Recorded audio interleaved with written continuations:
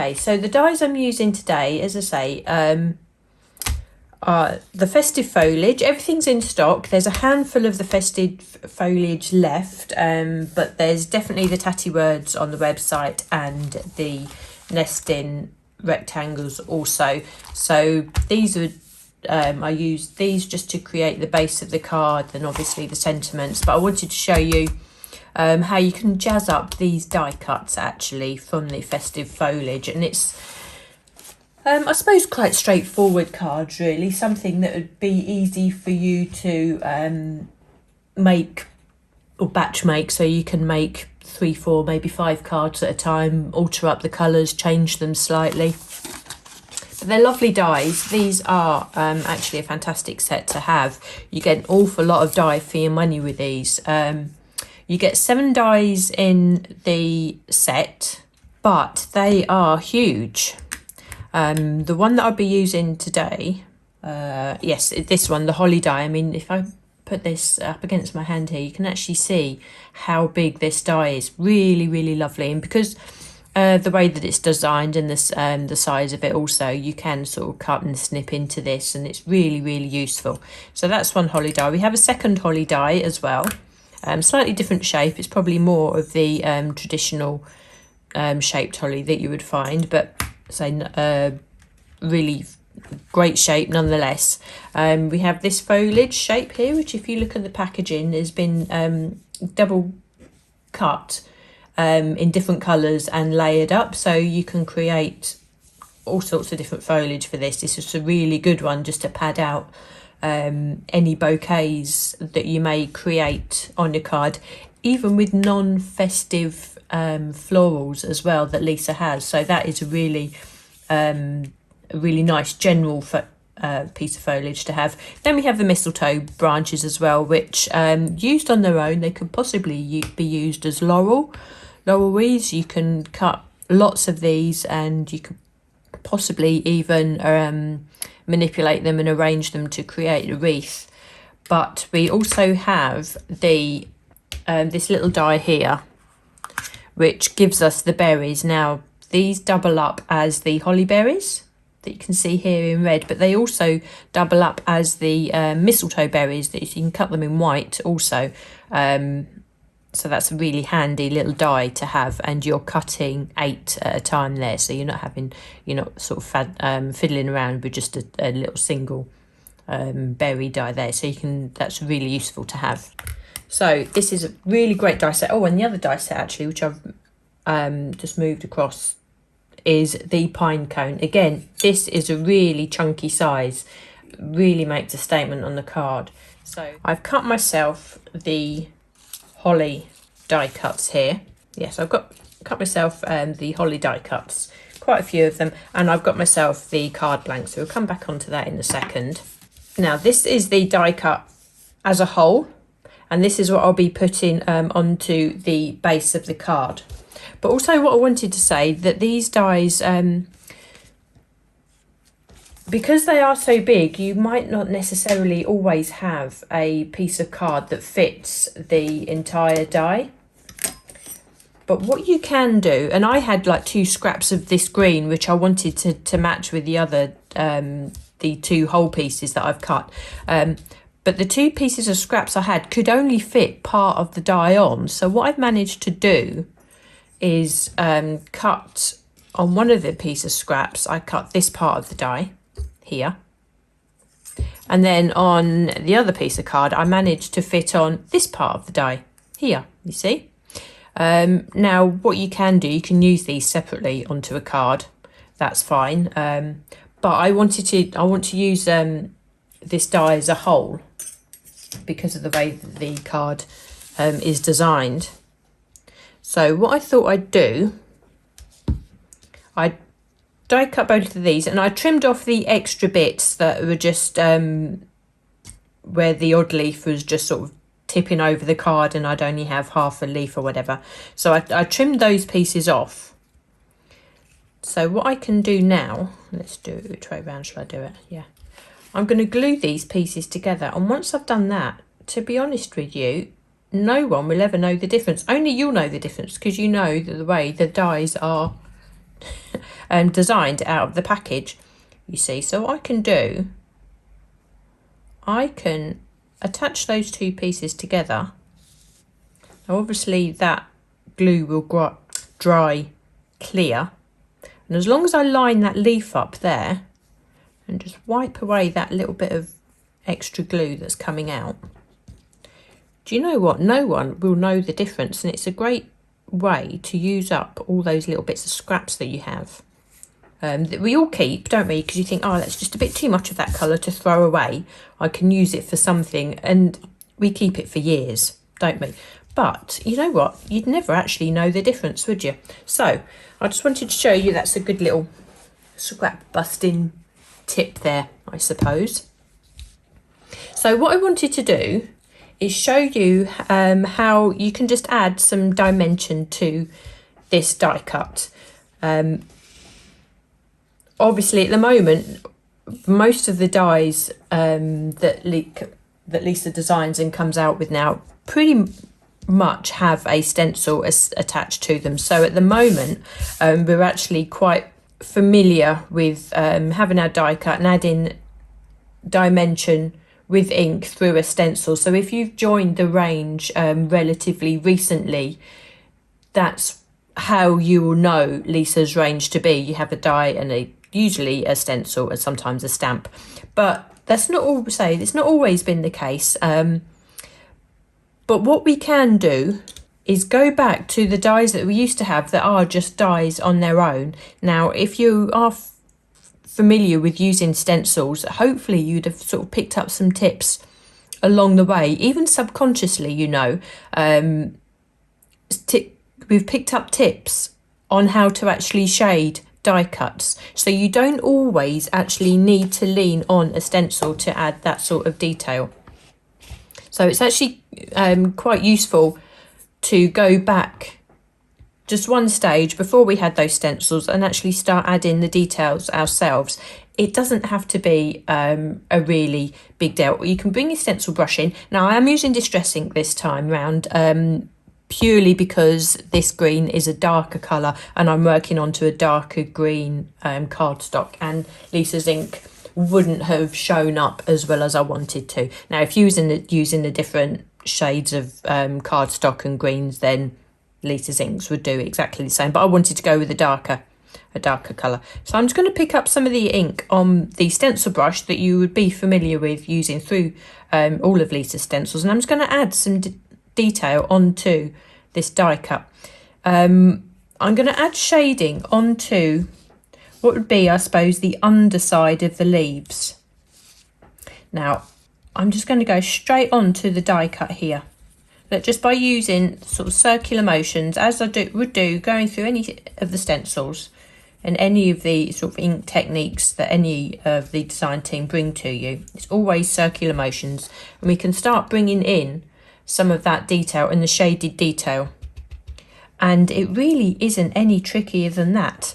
The only technique I would say, or the only tip that I would perhaps give, is that to make it look perhaps more authentic is to make sure that you keep the ink on the same side of each of the leaves. Now you've seen here that on this leaf I've started inking on the right hand side of the leaf, so that means I would do the same on this leaf, and on this one here it would sort of work out as the underside of the leaf. So let me just sort of continue on and I'll show you how it goes.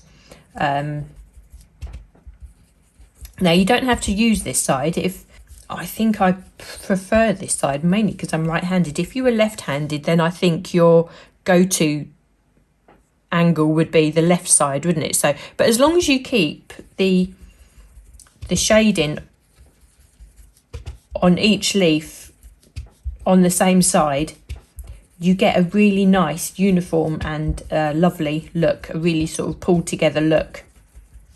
So you can see as I come around this branch here, I'm going to move to this leaf, which in the orientation of when I'm sitting it like that, is actually underneath. But if you actually move the leaf so it's in sort of lengthways to you, it gives you that option to work on the right hand side, and it takes the guesswork out of where to put that shade in. I suppose if you want to look at it from a pattern point of view, you have shaded, non-shaded, shaded, non-shaded. So that is another way round to actually sort of look at that. When you come up onto the top of the leaf, I think, or on top of the branch, sorry, again, it works round. Just move the die cut around so you have the leaf in front of you, and again, you're working to the right hand side, and always push that back, and it's following that pattern around. Turn the die cut around so you actually have those leaves in front of you as they are, and again, just work from the right hand side. It does actually follow. It takes a lot of the guesswork out of it. And I'm only adding shading only basically to the half of the leaf, you can see. And I'm always starting where the leaf is attached at the branch, and that gives me the darkest area. So again, you're creating that highlighting and that shading onto the leaf, and I'm working to the out to the tip of the leaf there, and you can see that that's really adding some shading in quite a straightforward way. And even on the bigger leaf, I just work out, do exactly the same. And on this one here also. So that is really easy, but straight away that sort of flat die cut, which although it has got some embossing on the leaves here, it doesn't, you know, it doesn't have too many other features. You sort of really would want to sort of dress it up a little bit. Now, the other thing I said I'd do was actually use some mica powder to add some detail to this as well. Now, I've chosen the interference green, obviously, because I'm working onto a green cardstock, and that was the overall look that I wanted to see there. So what I'm going to do, I'm going to pick up a little bit of the mica here. Only need a tiny little bit really, and just put that onto my messy mat. In fact, that's probably too much even. So I'm going to put that away. And then what you need to do, you get yourself your paintbrush, sort of quite a larger one actually. You don't need one that's too small. I'm going to come in with some water. Now you can use a mixing palette for this, but I'm just going to put some water onto my messy mat.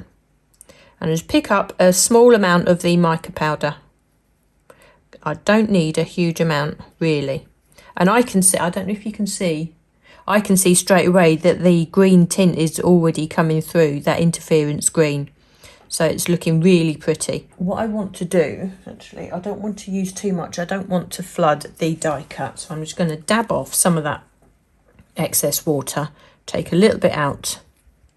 Then where I've added the shading with the ink there, I'm just going to gently just brush on just a little bit more colour with the this mica paint. Now this is why I don't want too much on there, because I want to keep the look of the shading, and I don't want to swamp the cardstock, because it's not a watercolour cardstock, but you can take just that tiny bit of moisture like this.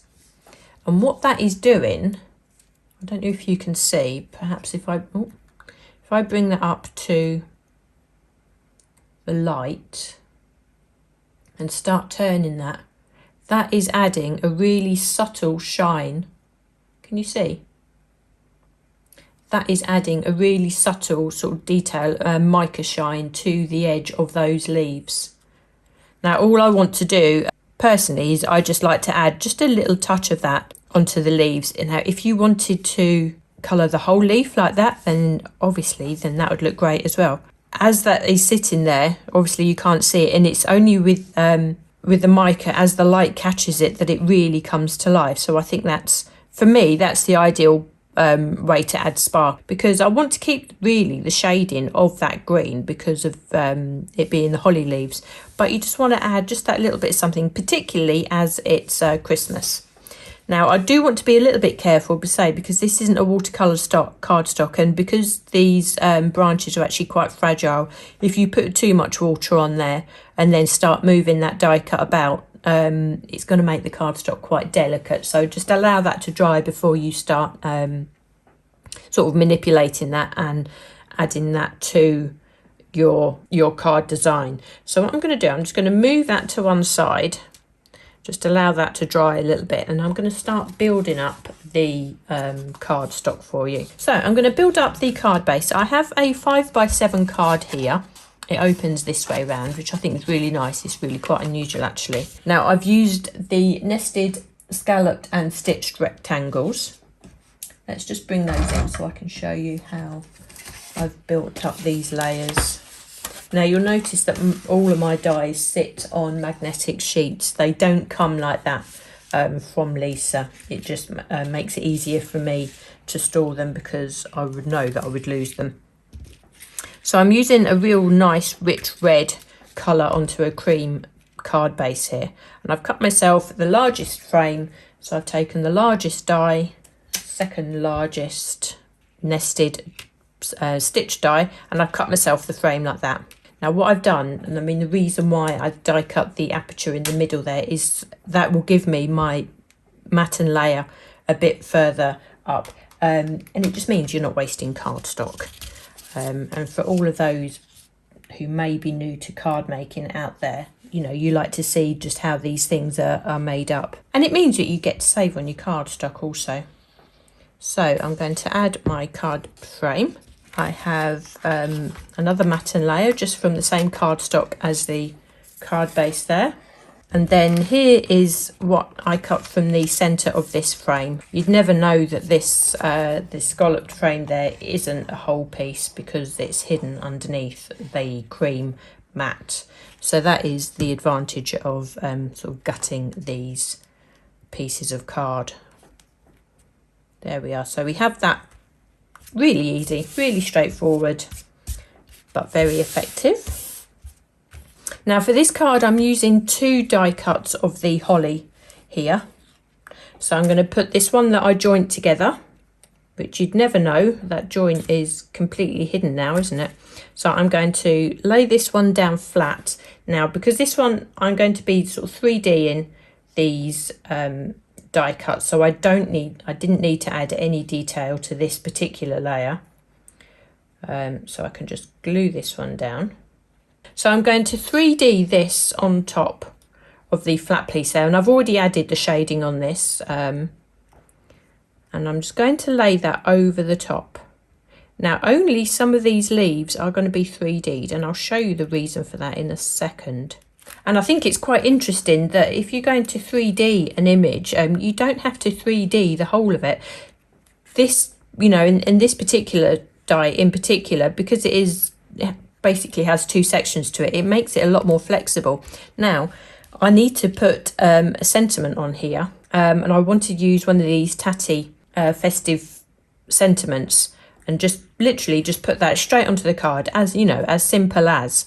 If I were to 3D this section of the holly, it would make this die cut this sentiment very hard to add to the card.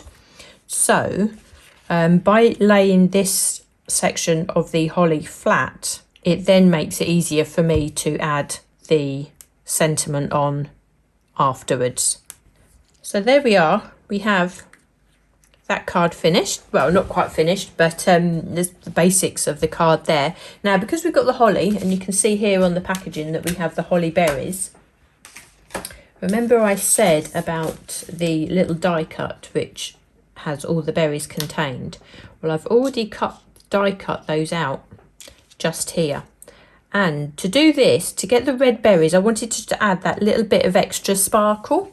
I think because everything else is quite plain, to add the sparkle of the berries, it sort of really makes that really makes them stand out. Now, we don't have a red glitter card, but it's something that I know Dawn's shown you in the past with her lives. You can actually colour the silver or the white Euphoria glitter card. Now, we have 2 different types of card here, and both of them give slightly different effects. I'm going to use a red ink, and again, I'm just using a distress ink here because I know that it's a real vibrant red. And you can just take one of your blending brushes. I'm using a sponge because I don't use red very much, and I don't want to contaminate one of my brushes, to be honest with you, so I just keep it on on the sponge here. All you do, you just blend the ink from the ink pad straight onto your glitter card. Now the glitter card that I'm using is the slightly more silvery one, and the chunks of glitter on there actually are slightly larger, so it does give quite a different effect. And you can see both cardstocks take the ink really well. You will have to allow that to dry before you use your die and die cut them, or if you do die cut straight away, make sure that you wash the ink off the die, because it would actually contaminate it red. But just spray ink on it and it wipes away, no problem at all. But you can see just the slightly different effect that you have on both of these cardstocks, and it's just up to you what you have. And again, using these berries and the small die, it's a perfect way to use up these tiny little scraps which you'll probably loathe to throw away because it's so pretty. And this is the ideal way to use this. And you can see one that I've done here, and I've allowed it to dry. This is on this slightly chunkier cardstock, and I've just die cut lots of berries, and I shall just keep them in a little pot or perhaps in tiny little envelope. We can put these into clusters of 3. Little pop of Christmas sparkle on there.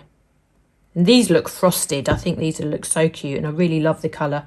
Really brought that to life. And I say, if you were batch making these, you'd perhaps spend an hour or 2 doing all the shading, and an hour or 2 sort of putting all the holly on, and then you can sort of put your berries on afterwards. So that's just one really nice, quick, festive card with some sparkle on there. The next card I want to show you is how I created these pine cones. Now, if I hold these up and just show you, this one I've cut onto sort of a creamy cardstock, but if I can just tilt that a little bit, you'll see that that looks almost foiled, and there's a little bit of shine on there as well. This was my test one, and basically what I've done, I've used Versamark ink onto the die, which then has given me the areas on the die cut to add mica powder to, or embossing powder, this sparkly embossing powder. I've also done it on the craft card, which obviously stands out a lot more, and you'll be able to see the difference between the two. So this one I've actually sprinkled with heat embossed with sparkly embossing powder, and this one I've added the mica powder. As I say, it gives you that foil effect without using a foil machine.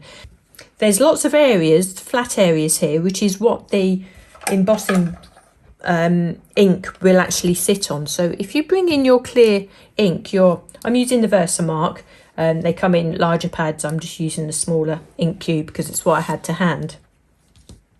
And what you do, you just ink up the die as you would a stamp. You do it really gently, so it's lots of light tapping.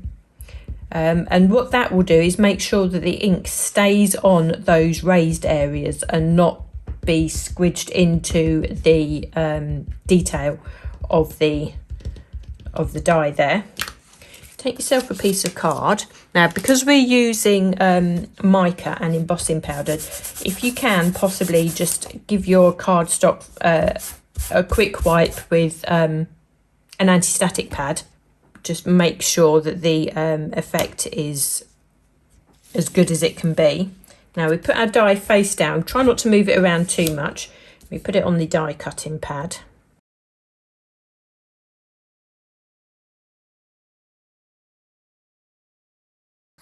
So I'll just do it a second time because I want to show you the embossing powder and I want to show you the mica as well, because they both give you different effects. Now this would look really cool, I think, if you cut it from a real dark cardstock, a real dark brown or possibly a black, and then use your mica over the top of that as well. Because remember, the mica works and probably comes to life a lot better on a darker cardstock.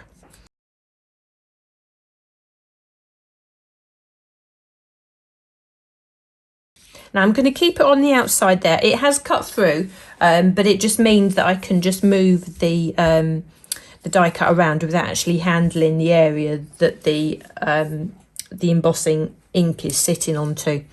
Now, if to start with, I think I'll sprinkle one with embossing powder. Now, this is a superfine sparkle embossing powder. You can use a gold, you can use a clear. So I just wanted to add some sparkle, and you can see there the areas that have caught the powder, the clear detail that's sitting on top of the die there. So that is the advantage of not, I'll use a technical term of squidging the ink too much into the die cut. So that lots of light tapping really does pay off. So we have that sitting there. And if I can just heat that quickly.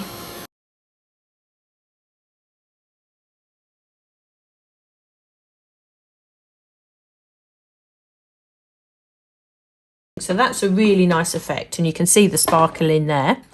Now, if we take the other cone here, where ink is still sticky, to take the mica powder, I'm using a warm cocoa, so it's really nice brown colour. And I don't need much. I'm just going to take some of the powder from the lid and just start brushing that over. Perhaps take a little bit more, tap off the excess into the lid there so it goes back into the pot, and just start brushing that over the pine cone. Let's move. Use your larger brush just to buff away the excess there. And hopefully, if I can tilt that, you can see that sort of foiled effect on there. Oh yeah, there you go, that's really caught. And so have a play on different colours of cardstock and some of the different colours of mica powder that you may have. Now, who would have thought that you could actually do that with a die? Say, it's all about playing, isn't it? It's just all about and just sort of thinking outside the box and just seeing, using your techniques that you have and just seeing what you can apply it to. So I have a second card here, which I've just cut myself a frame. I've embossed a background here, and I've cut some of those laurel die cuts that have come from the festive foliage set here. It's the laurel or the mistletoe. It's entirely how you want to use it. So I can just add those to the background like that, perhaps layer 3 of them together, and then I can layer a couple of the pine cones onto the front of the card there, and you have a really nice fresh looking Christmas card. So just a couple of simple Christmas cards, really a great way to batch make. So as Dawn mentioned earlier on, these will be our last lives of the year now. So it's a really nice way for me just to say happy Christmas to you all, and thanks so much for joining us through the year. We love bringing these videos to you. So we're not going anywhere, but it just leaves me to say thanks so much for joining us this year. Hope you all have a lovely Christmas, and we look forward to welcoming you into an exciting new year. So thanks so much, everybody. Take care.